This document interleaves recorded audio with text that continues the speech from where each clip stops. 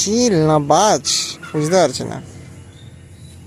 Zoom করে দেখি কত, এই ফোনে আর কত জুম করব, 6x জুম করে নিলাম, বোঝা যাচ্ছে না ভালো করে।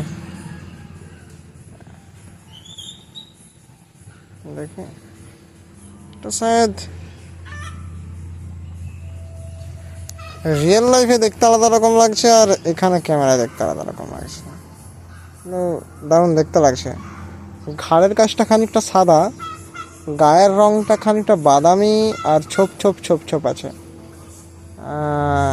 ঠোঁটটা একটু বাঁকানো, তীক্ষ্ণ, চোখের ধরনটা অ্যাগ্রেসিভ। ওরে boss, this called pose man, this called pose. ও ভাই সাহেব, হ্যাঁ লোমগুলো একটু ফ্লাফি ফ্লাফি আছে, মস্ত লাগছে মস্ত।